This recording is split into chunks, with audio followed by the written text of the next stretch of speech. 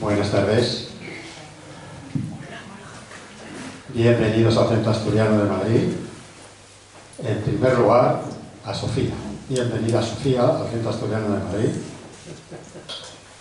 que es la Xana del acto.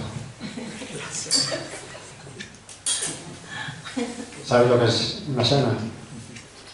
En Asturias a las más guapas, porque la Xana es un ser mitológico muy guapa, rubia. Tú también eres rubia, casi rubia, y es muy guapa, tan guapa como tú.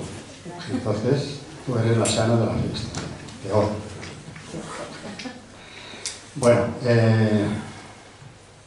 muchas de las personas, por lo menos varias de las personas que están, son asiduos o casi asiduos, porque me gustaría que viniesen a todos los actos, pero bueno, todos no se puede venir, porque el Centro Asturiano, que es la casa más antigua, antes se lo decía al señor que está vendiendo libros, es la casa más antigua, el centro asturiano más antiguo de cuantos hay, no solo asturiano, de cualquier latitud de España, el más antiguo de cuantos hay por el mundo. Se fundó el 2 de octubre de 1881. Quiere decir que el 2 de octubre del pasado cumplió 142 años. Pero es una casa activa, no es una casa... Tiene muchos años, pero no es una casa envejecida, sino todo lo contrario. Muy activa, que los que tienen el buen gusto de venir con frecuencia lo saben. Saben que aquí hay actos casi todos los días. Y si algún día no lo hay es porque quien lo tenía reservado, por alguna razón se suspende. Pero si no, había actos todos los días. Y actos muy buenos. Que el que quiera venir aquí no se aburre, porque lo que se ofrece aquí es calidad. Son, bueno, sí, principalmente actos culturales. Bueno, culturales todos, los que son el baile, el teatro, todo es cultural. Pero bueno, llamamos cultura, pues eso, la presentación de libros, conferencias, en fin. Y de todo eso hay mucho. Tenemos un martes de la poesía que es maravilloso, que es el cuarto martes de cada mes. Los lunes musicales todos los lunes del año. Bueno, del año, excepto julio y agosto, septiembre. El resto, todos los meses, hay lunes musicales, todos los lunes. Y bueno, pues nada, que estamos encantados que estén aquí, los que son más o menos asiduos y los que están por primera vez. Que nos veamos muchas veces porque me van a agradecer si hacen caso de mi recomendación. Vengan cuando por las tardes no sepan qué hacer, vengan al Centro Asturiano, que no se lo van a pasar mal. Y nada más, pues yo voy a ceder la palabra a quien tiene que hablar, porque hoy tenemos un conferenciante que nos maravilla con sus conferencias, y de hecho hay quien, porque tú me lo recomendaste, tú fuiste la que me lo recomendaste, y te doy las gracias. Te doy las gracias porque es una recomendación basada en la realidad. Como conferenciante no tiene precio, es increíble. Como presentador de libros, pues bueno, tiene a Cristina, que seguramente le hace una presentación muy lucida y se van a vender todos los libros que hay ahí, aunque sea 3 a cada uno de los que están presentes. Y bueno, Cristina, pues nada, tienes la palabra. Tomo la palabra, Andrés. Pues nada, nuestro más sincero agradecimiento a todos los asistentes por acompañarnos a este acto, y un saludo especialmente cariñoso a los socios del Centro Asturiano de Madrid que acoge este evento. Mi nombre es Cristina Gancedo, soy periodista y tengo el placer de conocer a Ignacio Moyalla desde hace algún tiempo. Nuestra relación, que comenzó en el ámbito profesional, ha ido derivando ya a una grata amistad. Así que cuando me propuso que fuera la encargada de entrevistarlo para la presentación de su primer libro, me sentí muy halagada y no me llevó mucho tiempo, por supuesto, decirle que sí. Desde siempre, Ignacio ha sentido una gran fascinación por el personaje de Cristóbal Colón.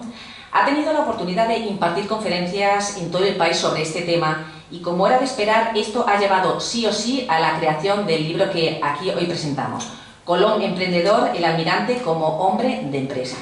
Entonces os comento un poquito cómo vamos a hacerlo, ¿vale? Mi idea es hacerle durante media hora preguntas a Ignacio, y la siguiente media hora Sí que la tenemos un poco reservada para que los demás participéis, somos poquitos, todos podemos participar. Y como estamos viendo efectivamente que estamos en familia, ¿vale? Vamos sino un poco a, mientras yo le estoy haciendo la entrevista, vosotros sois libres de decirme, oye, pues mira, este tema me interesa o tengo una duda, le quiero preguntar. Preguntáis tranquilamente, os pasamos el micrófono o desde ahí lo podéis preguntar, ¿vale? ¿Os parece bien? ¿Sí? Pues nada, vamos a saludar a Ignacio. Muy buenas, Ignacio. Buenas tardes.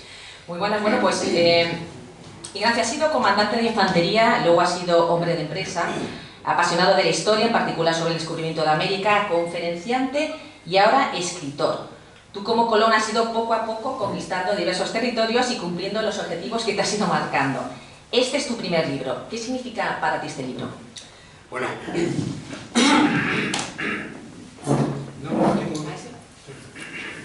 permíteme, Cristina, primero que salude a don Andrés Menéndez, presidente adjunto de este centro asturiano, que es mi casa, porque es verdad que... Por supuesto.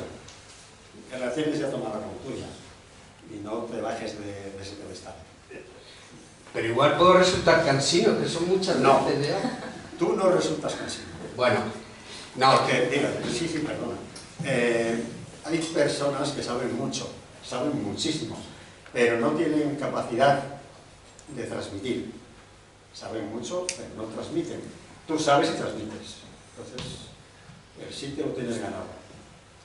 Que sabes que yo siempre me espero con los brazos abiertos.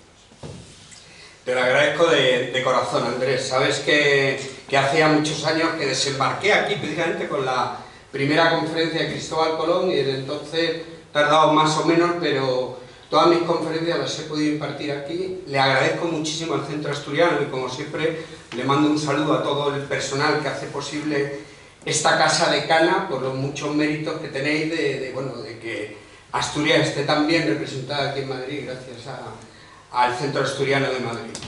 Gracias, como no, a quienes me habéis acompañado en esta tarde, de verdad que me hace mucha ilusión. Hoy para mí es un día importante y con eso ya contesto lo que me decía Cristina, porque yo dejé el ejército en el año 93, acabábamos de celebrar el 5º centenario del descubrimiento de América, dejé el ejército para dedicarme a la comunicación y por cuestiones que no vienen al caso, pues muy pronto me vi formando a vendedores. Digo en el libro que yo cambié el disparo en combate por el disparo comercial. Eso se me ha ocurrido a mí.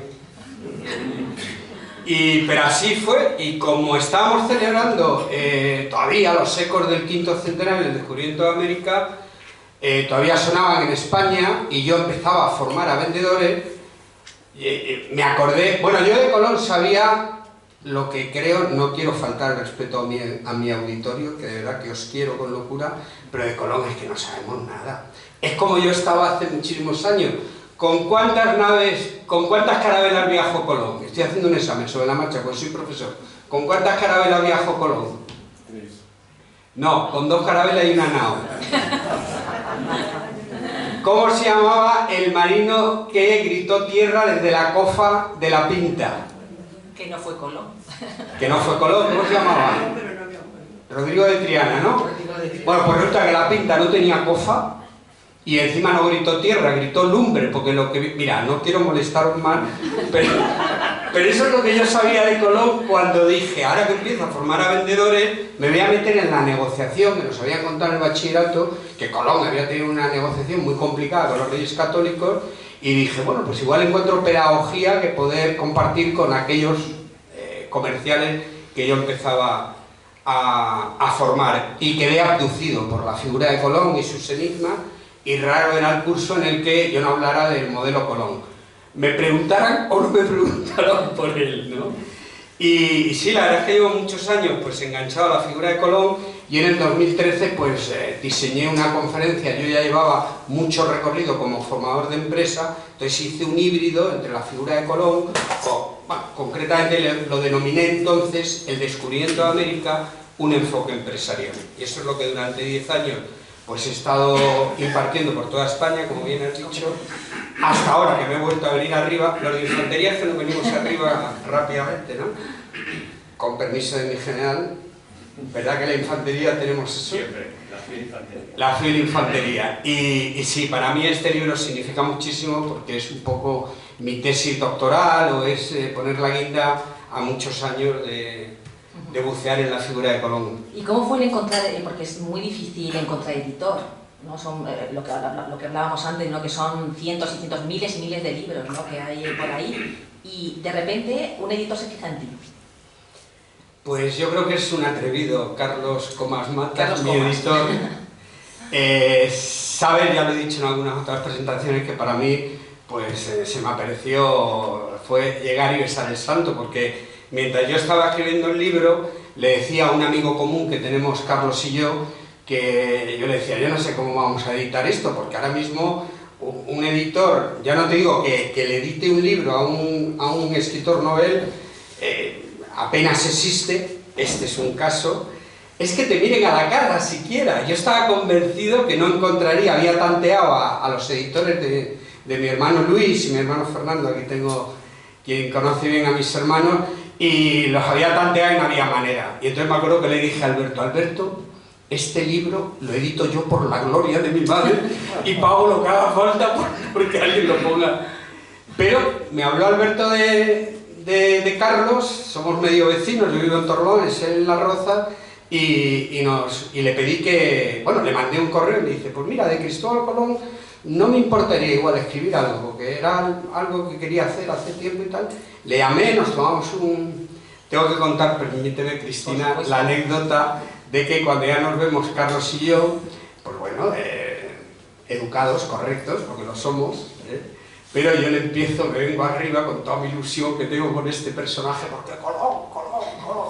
Y entonces me dice él, con buen criterio, me dice, a ver, Colón como gobernador de la isla de la Española fue bastante cruel, que eso se sabe. Digo, bueno, piensa Carlos que eso habría que contextualizarlo, porque era el primer intento de asentamiento de la corona española, y para él no fue fácil. Sigo hablando, Colón, Colón, y me dice, bueno, a ver, Ignacio, Colón se empeñó en llevar un rumbo oeste, a pesar de que Martín, bueno, también piensa que él no quería contradecirse, él había hipotecado su palabra, y sigo yo, Colón, Colón, y me dice, a ver, Colón, y ya la tercera, le dije, oye, Carlos, no vayas por ahí, que ni libro ni nada, porque a Colón no me lo toques.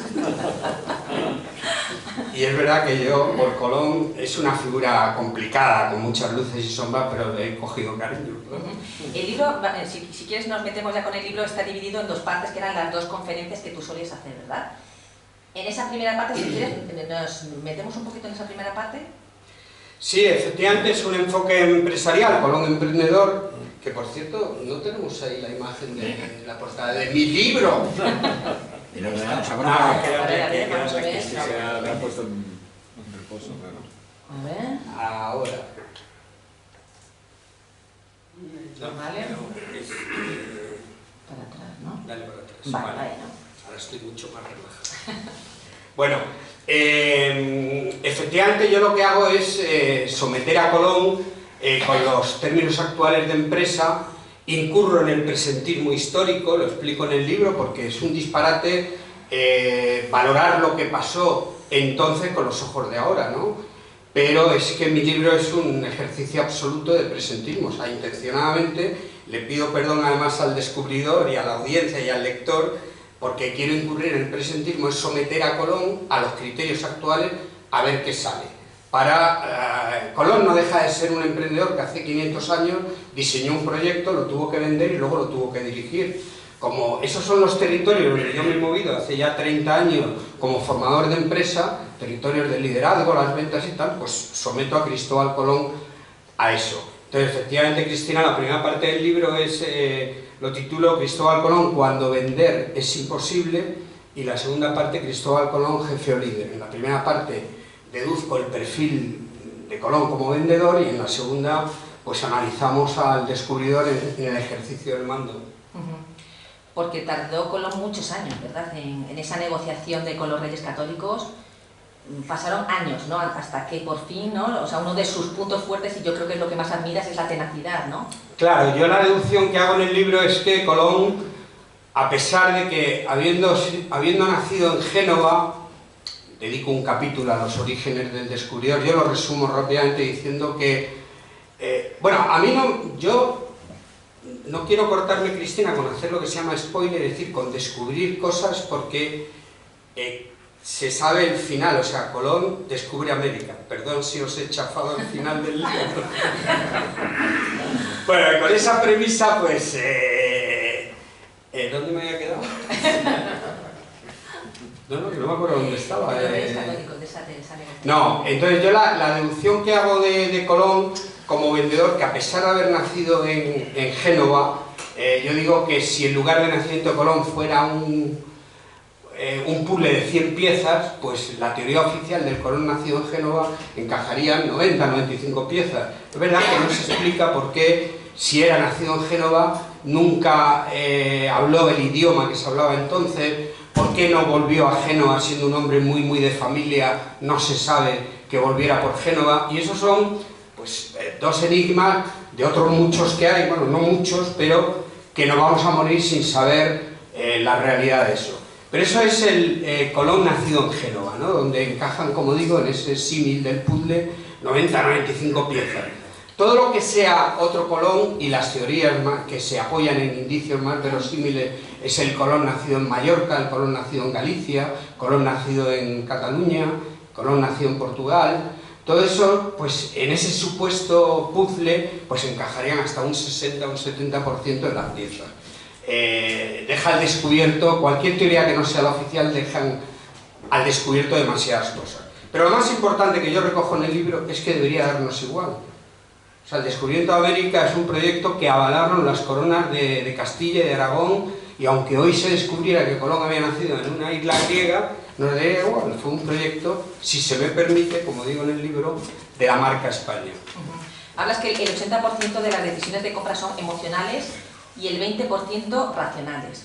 Vender no es nada fácil, al final realmente te vendes tú mismo y tu forma y tu ilusión, es lo que tú dices. Vende claro, la ilusión con la que ganas, con la que... Esa es la clave de Colón, que a pesar de que él no puede vender por sí mismo el proyecto, o sea, él es de origen genovés, entonces se decía genovés ergo mercator, estoy hablando en latín, no sé si estoy subiendo mucho el nivel, pero si es genovés tiene que ser mercader, porque todos los pueblos del Mediterráneo han sido históricamente mercaderes. Colón llevaba el ADN de la venta, sin embargo es incapaz de venderle tanto al rey de Portugal como a los reyes católicos su propio proyecto.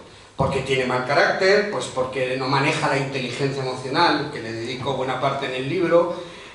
Colón tiene un problema, y es que adolece de empatía. Entonces, claro, cuando abordas una entrevista de venta y no tienes empatía, capacidad de pensar cómo está pensando el otro, pues tienes problemas serios para negociar. Y ese va a ser el gran talón de Aquiles de Colón. Sin embargo, ¿qué tiene de bueno? Por lo que tú estás diciendo, Colón activa el cerebro emocional de Isabel de Castilla. Bueno, y por ponerlo en orden, y tú lo has comentado también, Colón tiene una persistencia, una perseverancia, es inasequible al desaliento. Por eso yo, una de las deducciones que hago en el libro es que si yo fuera director comercial, a Colón lo contrataba, si estuviera en búsqueda activa ahora mismo. ¿Por qué? Pues porque eso es un patrimonio, la actitud que tenía, la ilusión, el entusiasmo y la perseverancia, eso para cualquier director comercial es oro. A cambio, pues habría que darle cursos en habilidades sociales, porque es que tenía un carácter complicadito. Entonces, pero lo del cerebro emocional es muy importante, porque todas las decisiones de compras que tomamos vienen por el cerebro emocional. Yo creo que a todos nos ha pasado alguna vez que estar mirando casas y desde el punto de vista racional estás haciendo incluso una tabla, este tiene mejor orientación, este no sé qué, este está mejor ubicado y tal, y de repente un día te enseñan una casa y se activa el cerebro emocional. Entonces nos pasa con una casa, con un traje o con un coche. Cuando se activa el cerebro emocional, entonces todos los hándicaps que tiene esa elección las conviertes en positivo. Bueno, tampoco pasa nada, es decir, lo vas condicionando porque la decisión ya la has tomado. Tiene que ser esa casa, tiene que ser ese traje o ese coche. Eso le pasa a Isabel de Castilla.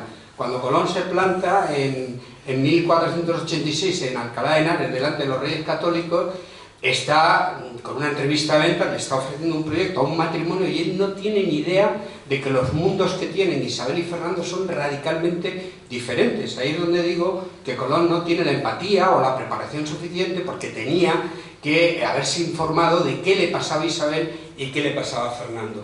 Ellos con su matrimonio podíamos hacer válido aquello que nos enseñaron en la escuela, de que tanto monta tanto Isabel como Fernando, que traducido para esta situación significaba que Isabel nunca dejó de ser la reina de su querida Castilla, como Fernando no dejó de ser el rey de su querido Aragón.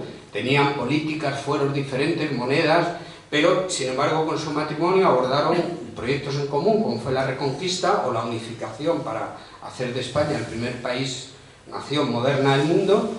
Pero Cristóbal Colón está adelante contándole un matrimonio, cuando le pasa a muchos vendedores, sin haberse informado previamente, y entonces ahí se hubiera dado cuenta, si lo hubiera sabido, que a Fernando le traía sin cuidado todo lo que este loco visionario le presentaba.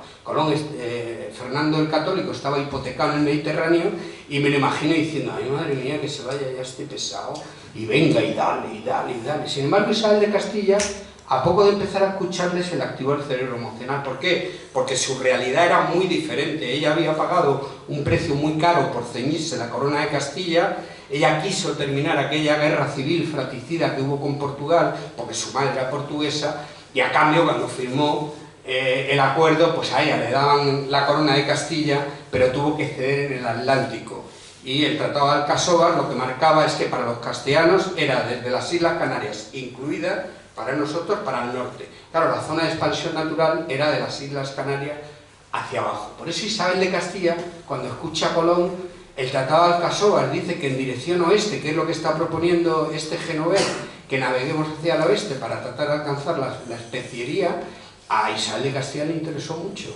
Claro, ella dice, es que aquí puedo abrazar un proyecto ilusionante para Castilla, como que lo necesito, pero su sentido común le hizo pedirle a Colón que esperara. Y ahí, claro, hay unos años de espera tremendos para Colón.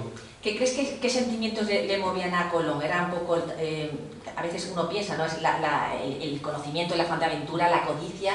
¿Qué le puede mover a Colón hacia ese objetivo, ¿no? Que era, es curioso porque Colón es una amalgama de cosas. Bueno, primero es un enigma absoluto, ¿no? O sea, se dice de Colón que fue el personaje que más ha influido en la cultura occidental después de Jesucristo. Y se escribe y se especula de él a partes iguales. Porque era un misterio. Para mí es un suma y sigue de demasiadas cosas. Probablemente de origen humilde, y él era una persona altiva, entonces era soberbio, reconocer que su cuna era humilde, no quiso hacerlo. Muy probablemente fuera también de origen judío. Los judíos estaban siendo expulsados por los mismos monarcas a los que él tenía que pedir patrocinio.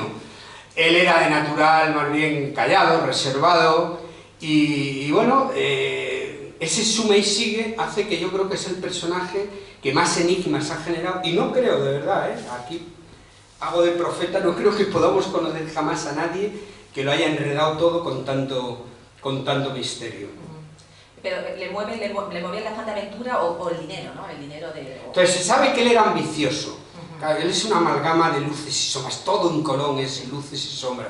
Era ambicioso, le gustaba mucho vestir bien, y cuando tuvo dinero pues se vestía con joyas y tal, pero era muy honrado, muy honesto. Con eso, de ver un capítulo, ¿fue Colón honesto como vendedor? Pues de verdad que Consuelo Varela, que es una de las escritoras colombinas más eruditas, nos dice que huía de todo lo que fuera la corrupción y tal. O sea, era un hombre honesto, pero muy ambicioso.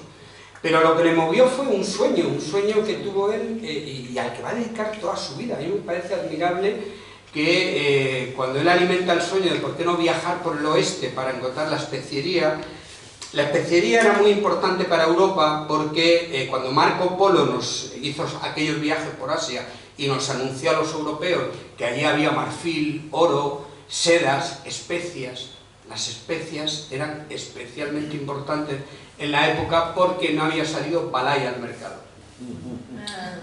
Tal cual. No, es verdad, no había, Le faltaban unos meses para salir. Sí. Pero efectivamente no había sistemas de refrigeración, entonces las especias eran muy importantes porque ayudaban a conservar los alimentos, le quitaban ese sabor rancio y putrefacto que nos resulta fácil de imaginar, tenía incluso propiedades afrodisíacas. En fin, las especias valían tanto como el oro y los esclavos en aquella época. El esclavismo estaba legislado. Que tenía especias, tenía un patrimonio. Y bueno, pues los europeos marcamos la ruta de la seda y nos fuimos nutriendo de todo aquello que nos había avisado Marco Polo y fuimos felices. Hasta que el Imperio Otomano Cuando Colón tenía 2 años se hizo, después de haberse hecho con el Santo Sepulcro, terminaron con la ciudad de Constantinopla. Constantinopla, la actual Estambul, por el lugar que ocupa, es fácil de imaginar, lo que va a hacer es estrangular Europa. Ahora los europeos no podemos acceder, la ruta de la seda se ve dramáticamente interrumpida, y eso es lo que justifica por qué en aquella época pues había un producto, clientes y un vendedor, que es Cristóbal Colón, que le dedico la primera parte del libro. El producto, alcanzar una ruta alternativa para que Europa pueda volver a conectarse con Asia y con todo lo que nos viene de allí.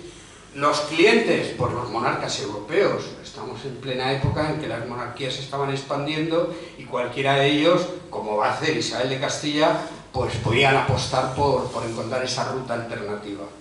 Le ponemos entonces a Colón un 10 como gestor, ¿no? Traza, pues eso, traza la ruta, diseña el proyecto, consigue la financiación.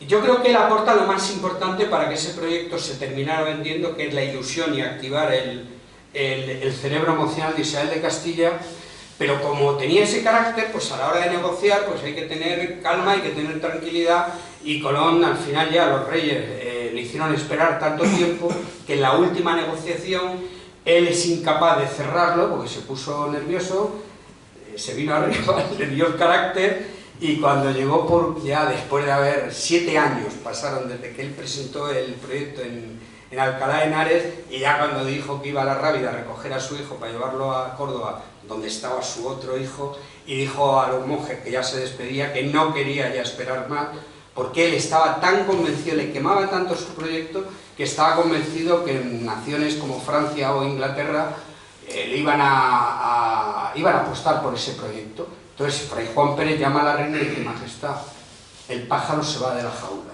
Vamos, no lo digo así en el libro, pero Majestad, y la reina entra en pánico, ya está en Santa Fe, en Granada, y le pide a Colón que venga, que no se ponga así, que venga, que igual podemos hablar algo más. Pero Colón, ahí digo que tarda 6 días cabalgando en mula, porque le dice a Fray Juan Pérez: mira, voy a ir a ver a la reina, pero porque me lo pides tú, porque harto me tienen ya los monarcas.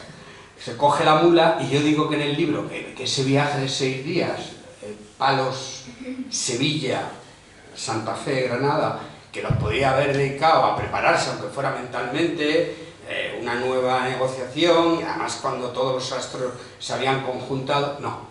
Ese no sería nuestro Cristóbal Colón. Se fue calentando en el viaje, y cuando llegó allí montó una, porque le dijo a los reyes: así como estamos nosotros ahora, majestades, los tenía ahí delante, y consejeros de Aragón y Castilla, mi cara les resulta conocida, ¿verdad? Bueno, yo no voy a desgastar ya en explicar esto, llevo 7 años hablándolo ya. Lo que sí voy a hacer es poner unas condiciones que hasta ahora no se habían puesto. Y exijo que se me nombre almirante de la mar Océana, virrey y gobernador de todo lo que voy a conquistar, y quiero la 10ª parte de todos los beneficios que se van a derivar de esta operación. Claro, el ser almirante de Castilla, almirante de la mar Océana, lo igualaría a almirante de Castilla, que era uno de los títulos aristocráticos. Bueno, Fernando Aragón, ante esa impertinencia, le dijo: date el piro vampiro. Tampoco lo decimos así en el libro, Carlos. Todo esto me lo has tenido que ir corrigiendo porque no nos valía. Pero lo echaron, lo expulsaron de la corte, y entonces sale un conseguidor.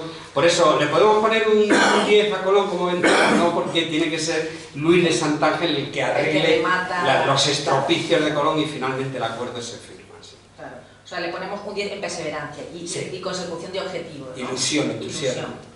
Porque la parte del líder, que luego en la segunda parte del libro, que se habla de jefe o líder, ¿no? Hay como ese encontronazo una vez que se lanzan a la mar, ¿no? Con el Pinzón, que hay un choque de liderazgos que son... Sí, la verdad es interesante, la verdad es que es muy interesante porque tiene que ser muy difícil 2 líderes, ¿no? ¿Cómo se avanza, ¿no? Es que eso hay que leerlo en el libro, hay que leerlo, ¿eh? Hay que leerlo, ¿eh?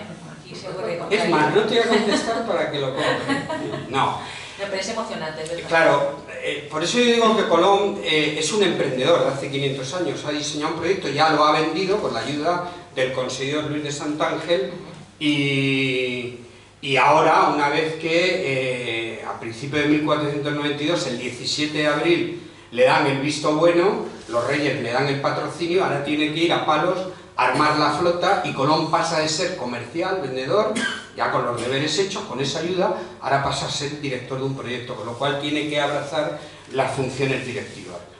y ahí Colón pues no va a dar la talla. Yo digo que lo contrario hubiera sido un milagro. ¿Por qué? Porque explicando las funciones directivas actualmente, cuando alguien dirige un proyecto, pues las funciones directivas son organización, planificación, control, motivación, la propia capacidad de decidir. Todo esto Colón tenía que llevarlo a la práctica con esa flota, una flota de 3 barcos, 2 carabelas y una nao y casi 90 hombres. Pero Colón no estaba preparado para el mando. Es que una cosa que yo descubrí a poco de que me metí en la historia de Cristóbal Colón es que nunca había sido capitán de barco. En aquella época, la jerarquía que había en un buque de la época, el primer nivel lo tenía el capitán, obviamente responsable absoluto del barco. El segundo sería el director general de una empresa moderna. El segundo era el maestre, que era el que se encargaba de la marinería y de los pertrechos. Sería el director de logística o de recursos humanos en una empresa moderna.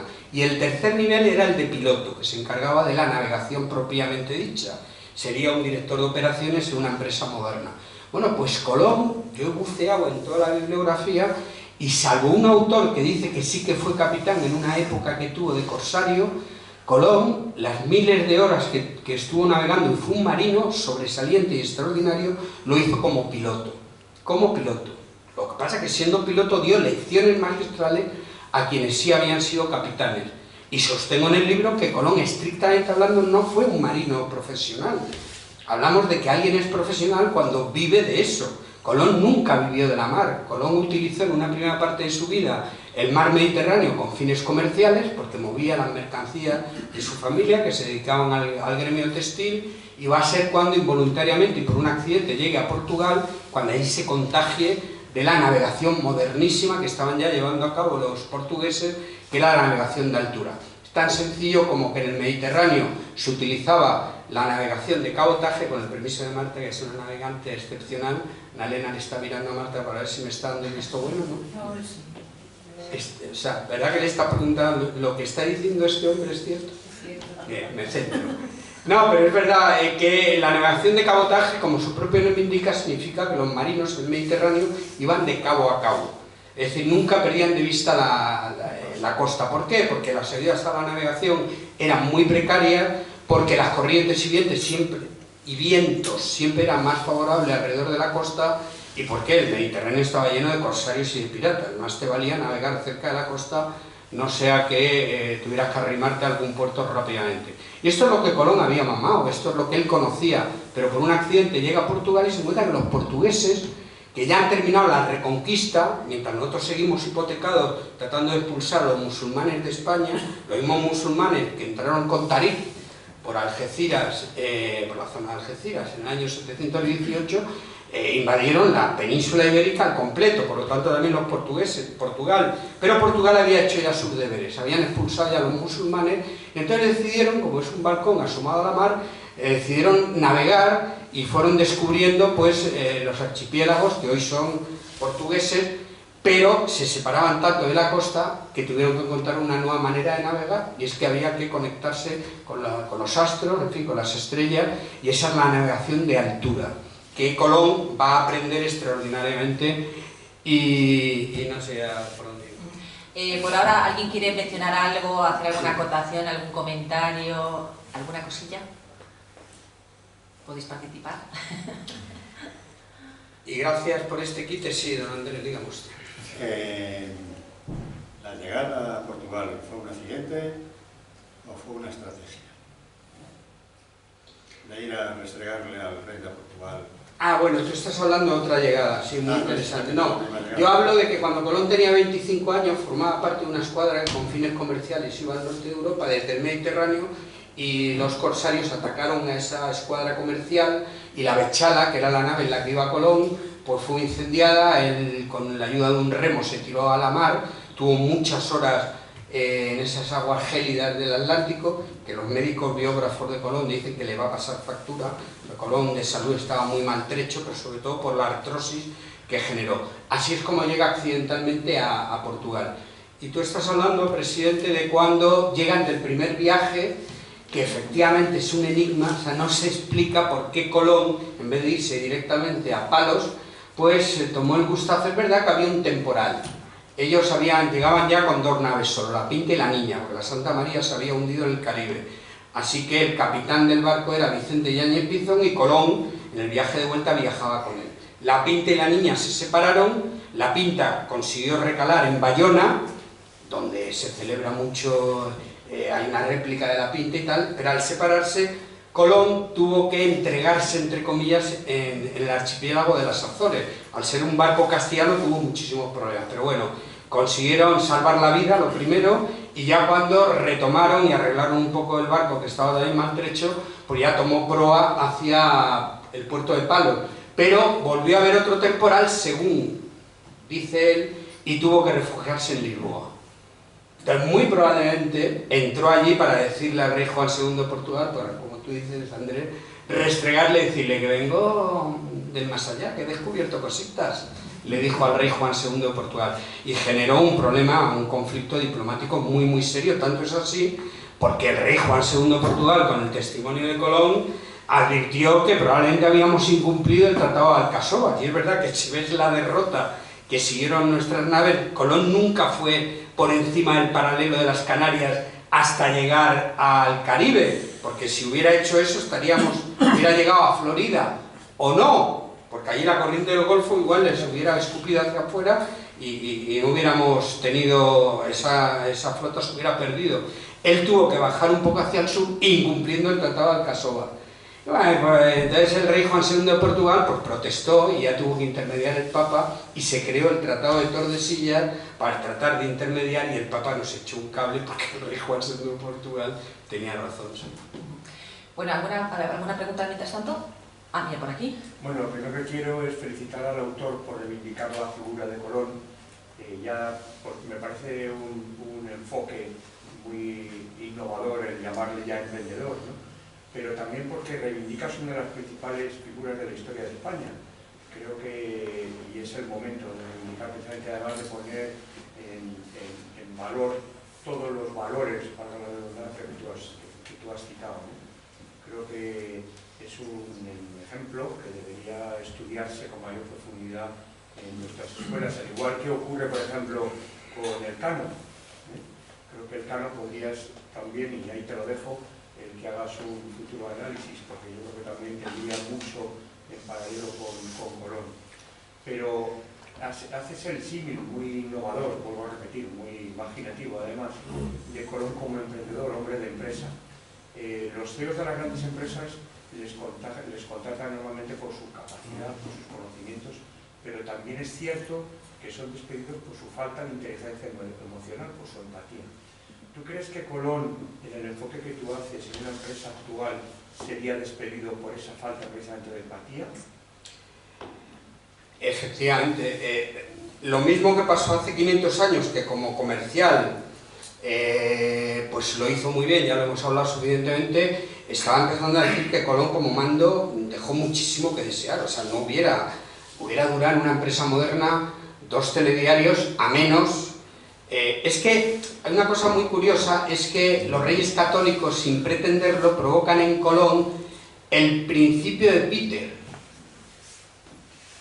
que fue un canadiense que en la década de los 60 es el que dice que en cualquier organización uno sube de manera natural hasta alcanzar su nivel de máxima competencia, y que hay un umbral que, si por alguna circunstancia se sobrepasa, uno lo que alcanza es su máxima incompetencia. El ejemplo que pongo es que un informático puede ser de lo mejor que hay en España, pero un día le nombraron director de informática y ahí se mostró como el peor director de informática. Y esto es lo que provocan los reyes. Y yo lo digo en el libro, digo, majestades, altezas, que se decía en la época, habéis delegado mal en este súbdito. Cristóbal Colón no estaba preparado para ese mando. Primero porque solo había sido piloto, nunca había sido capitán, y ahora le nombré capitán general de 3 barcos. Y segundo, que lleva más de 15 años desembarcado, blanco y en botella. Yo incluso me atrevo a decir que los reyes tenían que haber embarcado a Colón en esa flota como una especie de delegado del gobierno, que puede resultar como muy moderno, pero pocos años después ese delegado del gobierno se le llamó adelantado de las Indias.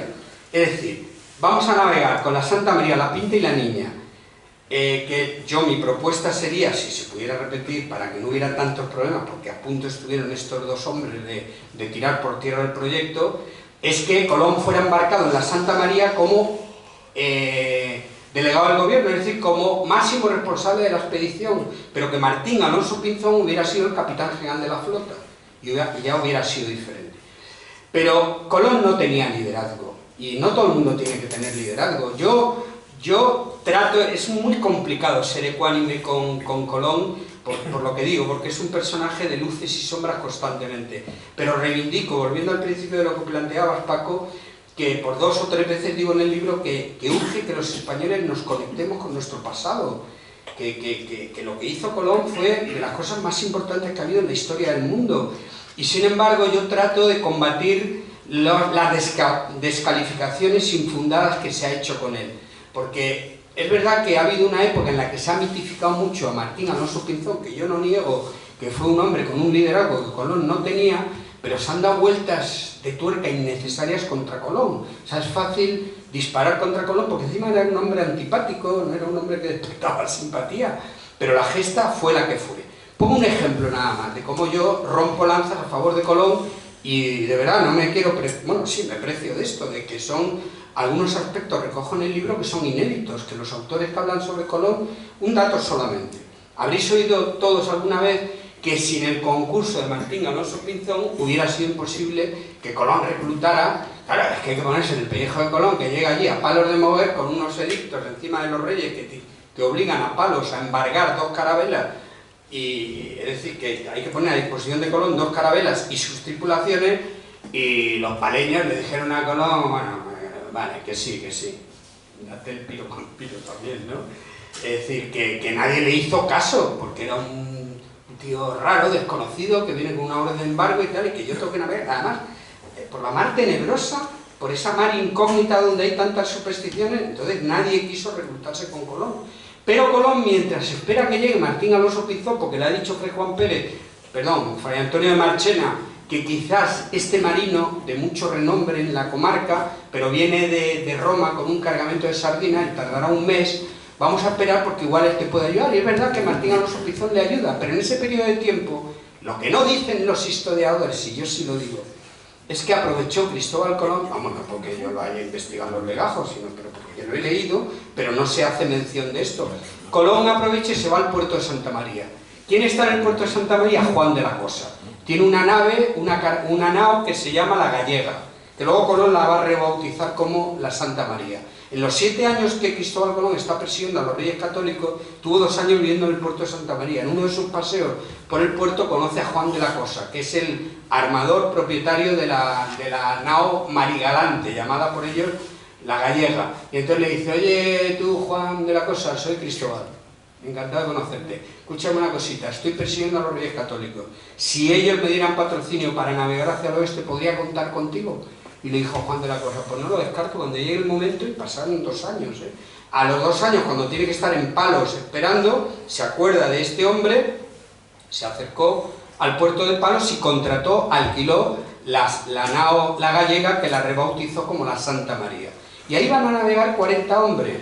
Luego, el dato ese de que sin Martín Alonso Pinzón, Colón no hubiera reclutado nunca a los 90 hombres de la expedición, pues 40 sobre 90 es casi la mitad. Rompo esa lanza a favor de Colón. O sea, es relativo el decir que sin Pinzón Colón no hubiera hecho una serie de cosas como es el ejemplo que acabo de poner, ¿no? Sí, estoy recordando en el libro precisamente también que Colón, a la hora de lanzarse a la mar, sí que es verdad que se guarda información.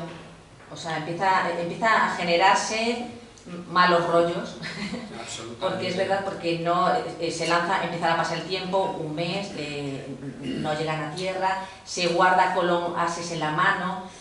Claro, eso para los trabajadores que están al mando, o sea, un jefe, un líder, tiene que informar. O sea, lo principal es la comunicación, para saber a dónde vas. O sea, yo creo que desde el principio Colón no supo llevar Claro, a Colón lo que le pasa es que se le queda grande el mando. Este informático, que es tan bueno, una vez que le hemos nombrado director de informática y ahora tiene que asumir las funciones directivas, no está preparado para eso, no ha recibido ninguna formación ni tiene experiencia en mando, y de la noche a la mañana se encuentra director de un grupo, vamos a ponerle 6, 8 profesionales que iban toda la informática, ¿qué creéis que va a hacer?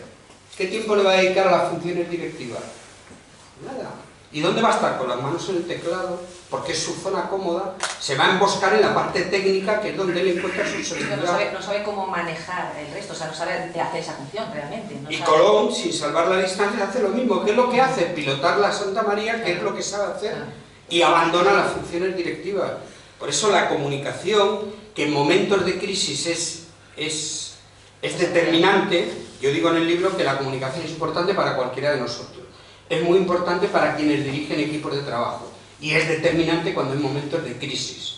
Y todas las empresas tienen planes de contingencia para momentos de crisis. Es fundamental manejar la información o la comunicación. Y el primer viaje que nos llevó a América fue del principio al final una crisis. ¿Por qué? Por la incertidumbre. Es que no avistaban tierra, o sea, pasaban los días, navegaban hacia lo desconocido, entonces el manejar bien la comunicación hubiera sido crítico. Y Colón hace todo lo contrario, porque el hombre, como yo digo en el libro, no es que no quiera, sino que no sabe o no puede. Entonces va ocultando información. Hay una información que es fundamental, que es el gran secreto de Colón, que todos sabéis lo que estamos hablando, ¿no? Pero el gran secreto de Colón consiste en que cuando él vivía en las Islas Madeiras, en Porto Santo, una nave que había sido empujada involuntariamente por los vientos alisios y había desembarcado en el Caribe, yo digo, en el libro no lo cuento así, porque para eso Carlos me ha puesto serio en el libro, ¿no?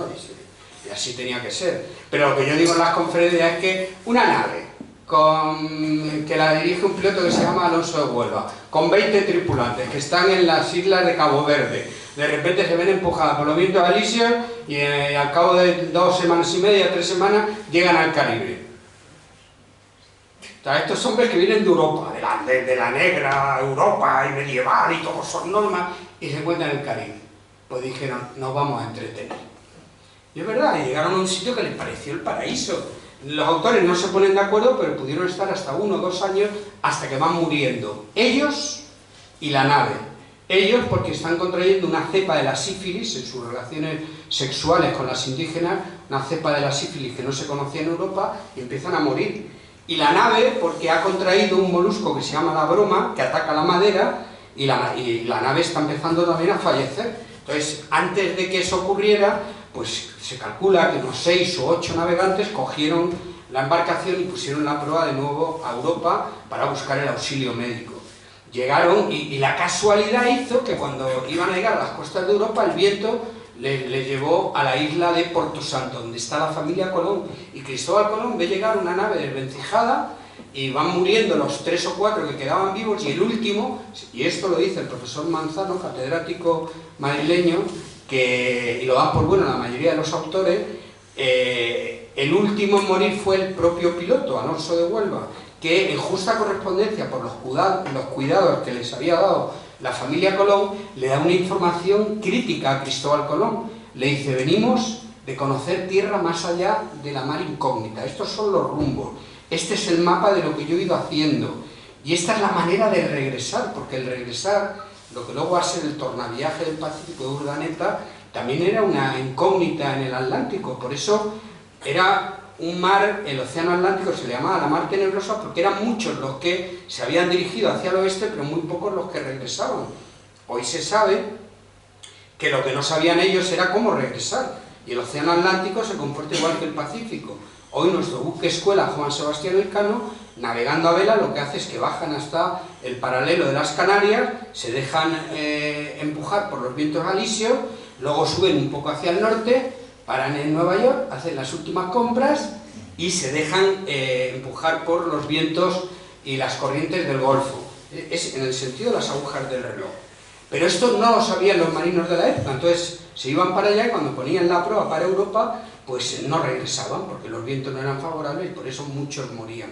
El piloto anónimo, el prenauta, que llama el profesor Manzano, le da a Colón también esa información crítica. Y esa es la gran canallada que hace Colón, manejando de manera perversa la comunicación. Se va callando cosas, pero también se ha callado a su dotación, empezando por su mano derecha, por Martín Alonso Pinzón, que yo no me explico cómo no se lo contó a poco de empezar. No le cuenta que él sabe cómo regresar. Y se sabe que el primer viaje a América No fue un viaje técnicamente complicado, para nada. Fueron empujados constantemente por los vientos alisios, que debió generar mucha desesperación, y por eso fue un viaje tremendamente psicológico, o psicológicamente hablando fue... Y Colón se lo callaba. Colón sabía que en cualquier momento se había que regresar, y ya los marinos estaban desesperados porque no sabían si habían podido llegar ya a un punto de no retorno. Si los vientos nos están empujando constantemente hacia el oeste y ponemos la proa en dirección contraria, estamos muertos, como habían muerto muchos anteriormente. Colón sabe que llegado ese momento no tiene más que poner proa hacia el noreste y hubieran podido regresar, y eso se lo calla, sí. De todas formas, Colón no consigue realmente su objetivo, no llega a América pero no llega a las Indias. Ese hecho, ¿qué supone para él? Bueno, eso se llama serendipia. Estoy de un culto de la que pensaba. ¿No habéis oído hablar de ese término? Sí. Merche, ¿qué significa serendipia? ¿Casualidad? ¿Eh? ¿Casualidad? No. No. A ver. Un encuentro afortunado. Un encuentro afortunado. Eres la única que apruebas el examen. Sí, yo no sabía que existía ese nombre, pero es lo que pasó con el descubrimiento de América. Serendipia es cuando se descubre algo de muchísimo valor, pero de manera no esperada, ¿no? Pasó con la penicilina, pasó con la Coca-Cola, lo digo en el libro también, que salió como un medicamento, pero una de las veces que hicieron la fórmula magistral le echaron soda y resultó ser un extraordinario refresco. Eso es una serendipia, y lo nuestro con América pues ocurrió lo mismo. Colón ofrece este proyecto, pero hay un error de base, pero un error que él arrastra de unas fuentes muy fundadas, como era el italiano Toscanelli. Toscanelli fue un sabio en la época, y él calcula mal, porque él ha calculado mal también Ptolomeo, de seguir, ¿no? O sea, en aquella época se sabía que la Tierra era redonda, pero Ptolomeo ha calculado mal el diámetro de la Tierra, y si la Tierra es así, él ha calculado que en vez de tener 40.000 kilómetros, lo que es el Ecuador, que es lo que tiene la Tierra, él ha calculado 29.000 kilómetros, Ptolomeo y Toscanelli. Luego la Tierra no es así, es así. Y esto, Toscanelli se lo cuenta al rey de Portugal. Colón se mete por medio, consigue esa información y deducen y da por bueno que la Tierra tiene 29.000 kilómetros de diámetro. Como le han recortado en un cuarto el volumen total de la Tierra, y conocemos Portugal y conocemos Japón, Zipango, pues al cerrar resulta que el océano Atlántico lo han reducido tan drásticamente que no se pueden imaginar que hay todo un continente por medio. Por eso Colón entra en una paranoia cuando llega a su primer viaje, y la va a mantener durante los 4 viajes, porque el pobre hombre va a morir en 1506 en Valladolid con una paranoia absoluta de no saber, está convencido en cada viaje que hace que lo que han encontrado son las islas que están próximas a Zipango, a Japón. No entiende que no haya especias, no entiende que no haya marfil, no entiende nada, y así va a morir, y con la gran injusticia de que todo el continente, como bien recoge mi prologuista Richard Vaughan, que lo tuvimos aquí cuando contamos chistes, ¿te acuerdas? Es que conté chistes aquí un día, como que sea. Pero como bien dice Richard Vaughan, que está de acuerdo conmigo, que el continente americano debería llamarse Colombia, por Cristóbal Colón. Sin embargo, injustamente va a recibir el nombre de América por Américo Vespucci. Una cronología fatal para el propio descubridor. ¿No crees, Ignacio, que cada vez más la conquista de América tiene más connotaciones negativas que positivas? Absolutamente. Es que, por eso, y retomando lo que decía Paco... El exterminio de indígenas, la violencia... Es que urge... Mira, yo lo digo cuando tengo oportunidad. Os doy palabra de honor que yo cuando empecé a formar a vendedores, como he dicho ya aquí, me metí en la negociación de Cristóbal Colón. Y digo, bueno, con esto de la negociación, pues veo cómo Colón se comportaba como comercial, como comunicador. Luego me metí con el primer viaje y yo puse una línea roja. Os doy mi palabra de honor, no, creedme, que yo no quería saber nada de la conquista. O sea, yo quería hablar del descubrimiento, porque la primera parte me servía para ver a Colón como comercial, y la segunda parte, en el primer viaje, a Colón en el ejercicio del mando. Pero yo no quería pasar de ahí, porque era de los que imaginaba que cuando el río suena es que agua lleva, y que todo lo que se decía del genocidio y todo esto, pues que teníamos un pasado deleznable y que mejor no meter que ahí. Pero mira, ¿sabes lo que ocurre? Que no, yo empecé a leer y no puedes poner límite, y hoy soy un absoluto fanático de que el papel que hicimos en América fue sencillamente admirable. Es decir, nuestra querida España, como cualquier nación del mundo, ha tenido sus luces y sus sombras. Y el balance, pues yo creo que es tan honroso como lo puede ser el balance de los holandeses, los portugueses o los australianos. Solo que en América el balance es definitivamente para que nos sintamos orgullosos. En solo 50 años España fue capaz de civilizar a unas civilizaciones que las encontramos en la época ni siquiera de los metales. Yo solamente doy un dato y pensarlo. Nuestros actuales hermanos hispanoamericanos, sus aborígenes, no conocieron la Edad Media. En 300 años España los pasó de la Edad de los metales a la Edad Moderna. Y habría que irse a cuando en 1811 empezó la maldita emancipación, de la cual yo soy muy autocrítico, porque no dejó de ser una guerra civil. Y mira, tal como están las cosas ahora, Simón Bolívar era Puigdemont.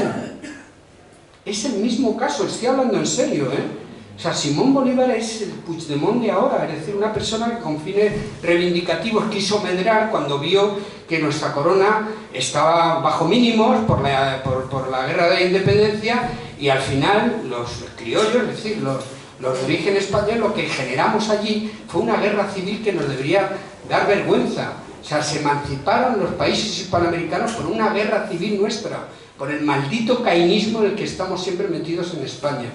Y ahora se me ha ido la olla porque algo iba a decir que... Y ahora decimos, ¿alguien tiene que decir algo? ¿Alguna pregunta por aquí? Una duda es que siempre he tenido el tema de Colón.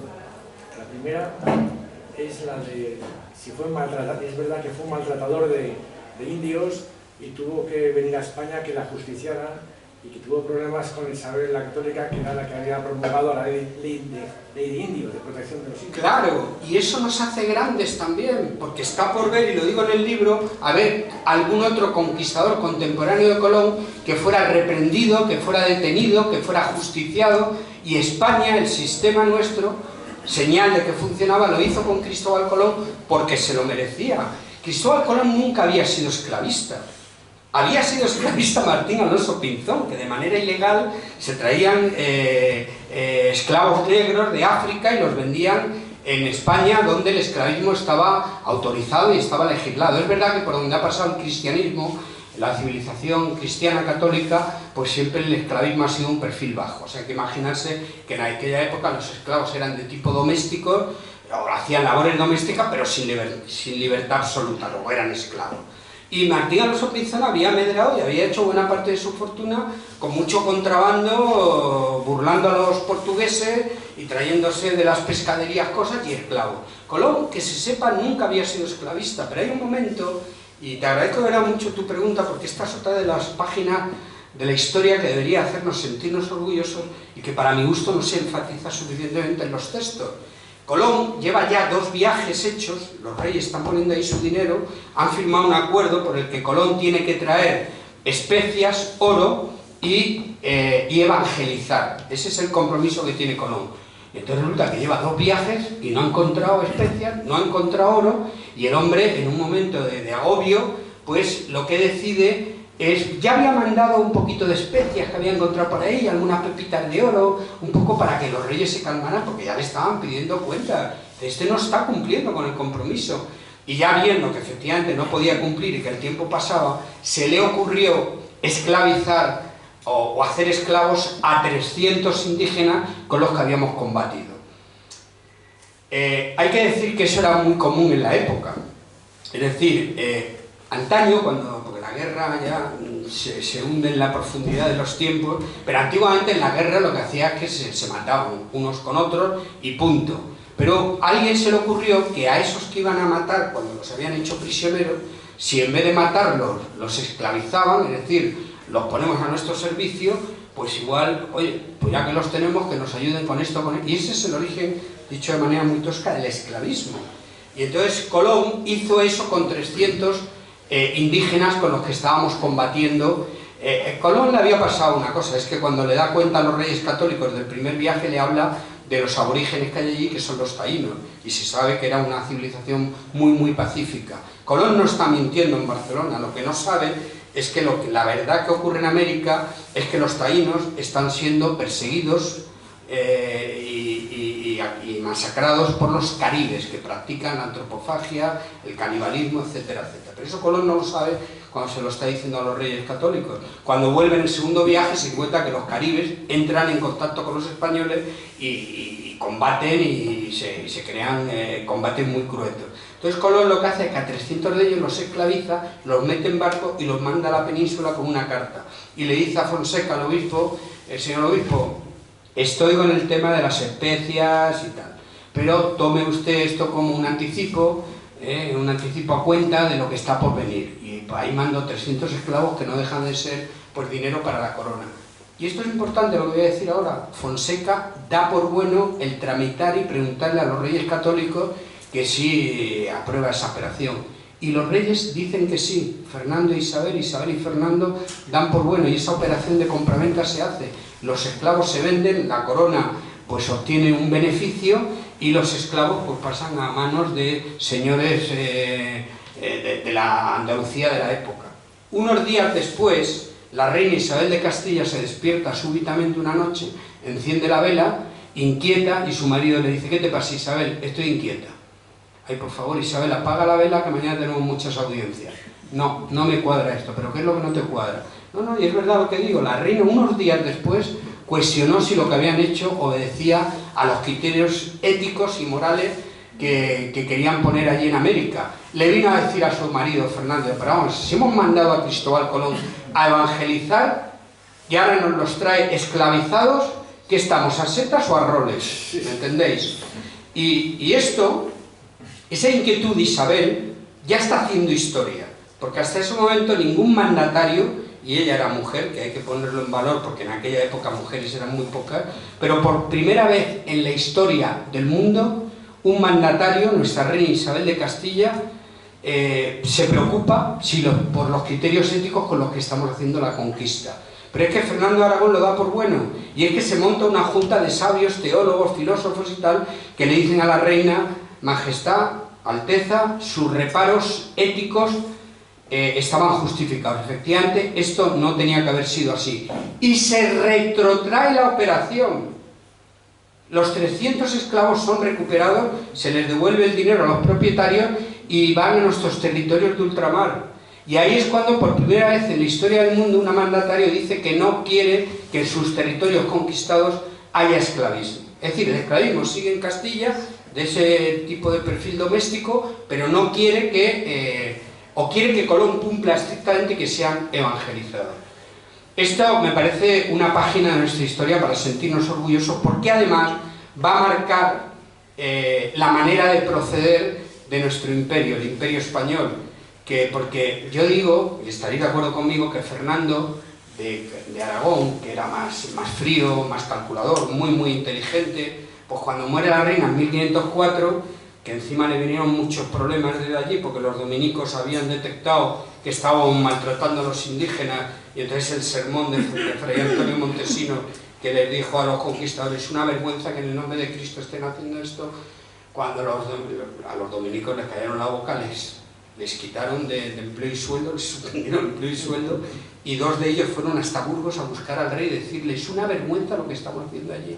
Y Fernando de Aragón bien podía haber dicho: bueno, vamos a ver, eso que dijo mi mujer, pues ya conocéis cómo era Isabel de Castilla, era muy puritana. No, lejos de eso, tanto Fernando como nuestro rey, luego Carlos I como nuestro rey, todos cerraron filas alrededor de Isabel de Castilla. A mí eso me parece admirable. Es decir, ninguno se salió de la línea de que no se podía esclavizar y que había que, y así se consiguió, hacer que los aborígenes, por primera vez en la historia, no ha habido ningún, bueno, Roma no romanizó y España españolizó, pero lo que conseguimos nosotros allí fue hacer que los que hoy son hispanoamericanos fueran ciudadanos de pleno derecho, con los mismos derechos y obligaciones que cualquier ciudadano español. Seguimos con las preguntas porque ya se nos está yendo el tiempo. Abrimos ya turno de preguntas, ¿vale? Vamos. Es el momento. Una cosita también, otra duda que tenía sobre este tema. Y esto, Isabel la católica, pues ella pues tan cristiana, católica, tal. Tengo una duda, si en esa época se discutía que si la Tierra es plana, que la Tierra es redonda, que Ptolomeo, tal, no era como que discutiera las tesis de la Iglesia, no sé si que fuera como una revolucionaria, o sea, una especie de hereje. No, en conflicto con la Iglesia no se entró nunca en ese sentido.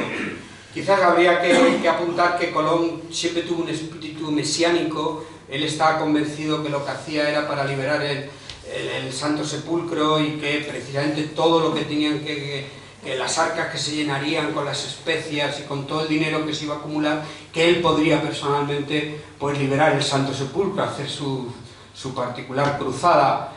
Y como estaba tan enfermo, ya en sus últimos viajes ya también había perdido la cabeza, incluso pensó que él había llegado, y estaba llegando a Venezuela, pero pensó que era el paraíso, que en cierto modo también seguramente era próximo al paraíso. Pero que la Tierra era redonda, no había ninguna duda, ¿no? Pero no, ese conflicto religioso en ese sentido no lo hubo. Me parece admirable que nosotros fuéramos con nuestros misioneros. Misioneros habría que hablar muchísimo, porque hubo un momento que en ese hacer que todo obedeciera a criterios éticos, morales, pues hubo un momento en que leía el rey Felipe II, y no sé, un eufemismo, dio la orden de que a nuestros conquistadores se los dejara de llamar como tal y que se les llamara pacificadores. Porque hubo un momento en la conquista de Norteamérica, yo digo, no sé si estaréis de acuerdo, que cuando leemos la historia del ciudadano normal, pues leemos a Colón, porque bueno, está ahí, a Hernán Cortés, y con Pizarro ya nos agotamos. Y ya de Norteamérica se sabe poco o nada. Y la conquista de Norteamérica fue de una dificultad absoluta. Yo no le quito mérito a Cortés y a Pizarro, pero Cortés y Pizarro lo que hicieron fue descabezar dos imperios que dentro del atraso de civilización que había en América, estos dos, los aztecas y los mayas, eran de lo más avanzado. Como ya estaban organizados jerárquicamente, Cortés y Pizarro descabezaron y se hicieron con esos territorios. Pero nuestro asturiano, que aquí hemos hablado de él, Pedro Menéndez de Avilés, lo que se encuentra son unas civilizaciones, los sius, los apaches y tal, que están mucho más atrasados que los mayas y que los aztecas, con lo cual la conquista fue complicadísima, porque igual que en aquella parte habían descabezado y cayó todo un imperio, aquí nuestros conquistadores estaban combatiendo con tribus de 2.000, 3.000 hombres, y cuando los habían sometido, pues aparecían otros 2.000, 3.000 hombres. Entonces se dieron cuenta que lo que había que hacer era poner a los misioneros en punta de vanguardia. Porque si nosotros nos mostrábamos de manera belicosa con ellos, sacábamos las espadas, ellos eran absolutamente unos combatientes y no había manera. Entonces buena parte de la conquista, por eso Fray Junípero Serra y nuestros misioneros hicieron muchísimo, porque iban en punta de vanguardia con una pequeña guarnición que les daba la protección inmediata, pero lo que hacían era parlamentar, evangelizar, civilizar, etcétera, etcétera. También podéis enfocar preguntas acerca del libro Colón Emprendedor. No sé si hay algún directivo, empresario que quiera enfocar un poco hacia hablar del personaje, ¿no? Enfocado más hacia la parte empresarial. Bueno, yo te pregunto, Ignacio, hablando sobre la empresa actual, ¿crees que hay más excesiva gestión y hay menos liderazgo? ¿Cómo equilibrarías, cómo ves la empresa actual, ¿no? Sí, es que es verdad que estos términos. claro, Nos hemos ido a la historia, sí. Y digo, un poco para centrar el tema, ¿no? Si no... Bueno, es que hay un concepto, lo apunto muy rápidamente, pero hay que comprar el libro, porque ya no tenemos tiempo y ya nos queda más remedio que... Sí, pero la segunda parte yo la denomino Cristóbal Colón, jefe o líder, y empiezo diciendo, ya vengo sosteniendo en el libro que Colón no fue un buen mando. Luego preguntarme ahora o preguntarnos si fue jefe o líder puede parecer fuera de lugar, y sin embargo es pertinente cuando se profundizan esos dos conceptos, que se resume en que las empresas lo que están buscando es la dualidad del jefe líder. Todo aquel que ocupe un cargo de dirección, lo que tiene que conseguir la empresa es que un día sea jefe líder. Jefe, porque yo lo nombro como director de la empresa, yo te nombro director de informática y eres jefe. Entonces la jefatura es todo lo que te da el estar cerca de la parte dura de las organizaciones. O sea, uno es buen jefe cuando domina los sistemas, los procedimientos, las normas, técnicamente es un referente y tal. Y el liderazgo no te puede nombrar nadie, eso te lo tienes que ganar tú. El liderazgo, o sea, tú como jefe tienes capacidad de influir por tus galones de mando, pero como líder tienes la capacidad de influir por la cuestión ética que te da el que a este le sigo. Pero el liderazgo no te lo puede, a ninguno de nosotros nos pueden nombrar líder. Entonces, juego en el libro con estos dos conceptos y llego a la conclusión de que como jefe / gestor, pues Colón hizo un papel digno. Técnicamente fue un hombre muy preparado y como gestor, pues hombre, pues fue capaz de llevarlo todo en tantísimos años a servirle a Martín Alonso Pinzón, que es el que va a ser líder, le da ya gestionado todo un proyecto. Por eso digo que la dualidad de jefe-líder que buscan las organizaciones, yo me atrevo a apuntar que en el primer viaje o el descubrimiento de América lo van a protagonizar en ese orden, Colón como un buen gestor y Martín Alonso Pinzón como un buen líder. Yo me quedaría más tranquilo, no quiero dejar o incurrir en la leyenda rosa y dejando aquí la idea de que penséis que yo pienso de que fuimos muy buenos de principio a final. No, es un disparate. O sea, lo que hace grande nuestro papel es que durante las primeras 2 décadas nuestros conquistadores no dejaron de comportarse como gente de la época. Y entonces pensemos que la Edad Media era una época absolutamente brutal y sanguinaria.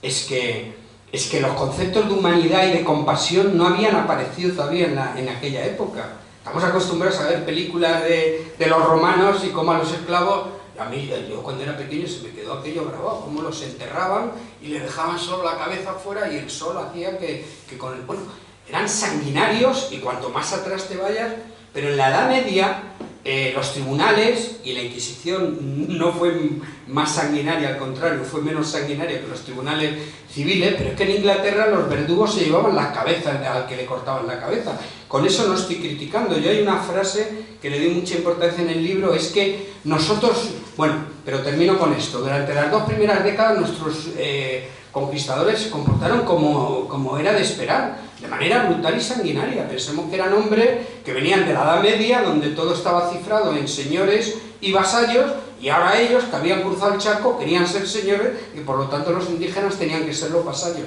Y esto fue lo que no quiso Isabel de Castilla. Por eso es muy bonito, muy interesante ver cómo la lucha que mantuvimos en América fue por hacer prevalecer en una época sanguinaria, pues una manera de proceder con la gente que desde luego Isabel de Castilla se anticipó y se adelantó muchísimo. Y la frase que yo digo ahí en el libro es que nosotros no fuimos muy buenos porque los otros fueran muy malos, no. Ellos se comportaron, no en todos los casos, como gente de su época. La excepción fue que Isabel de Castilla, insisto, y la marca España se adelantó en su tiempo, en América desde luego, y siendo pues lo que hoy se llama progre, fue un planteamiento absolutamente progresista en aquella época, insisto, brutal y sanguinaria. Durante décadas los conquistadores quisieron medrar a cualquier precio, las encomiendas que habéis oído hablar de ellas fueron un tipo de esclavismo soterrado, pero todo eso se fue combatiendo. Por eso es admirable ver cómo en solo 50 años, del siglo XVI, cómo España legisló. Una última cosa, ya cerramos si queréis, pero es que me parece admirable, a ver si estáis de acuerdo conmigo. El protector de los indios. Hemos crecido en el colegio, nos han hablado del protector de los indios y lo hemos normalizado. Vamos a hacer una reflexión ahora en caliente. Protector de los indios. Es decir, y España tuvo además a Fray Bartolomé de las Casas, que fue una piedra que le salió en el zapato a la monarquía hispánica y le nombró protector de los indios. Digo en el libro que ya hubieran querido los Sioux, los apaches, tener a un pastor protestante que les hiciera el apaño de protegerles en algo, los aborígenes de Australia con respecto a los ingleses, los negros, 12 millones de negros salieron en ese esclavismo cruel que hicieron los portugueses. Portugal no nombró ningún protector del esclavo. Y eso es un botón de muestra de lo mucho que se hizo. en 50 años hasta llegar a Francisco de Vitoria, considerado como el artífice o el artífice de los derechos humanos en el mundo. Pues muy bien, yo me quedo con una frase preciosa de Paulo Coelho, que es: el mundo está en manos de aquellos que tienen el coraje de soñar y correr el riesgo de vivir sus sueños. Preciosa frase. Pues muchas gracias, Cristina. Pues muchísimas gracias a todos los asistentes y hasta la próxima.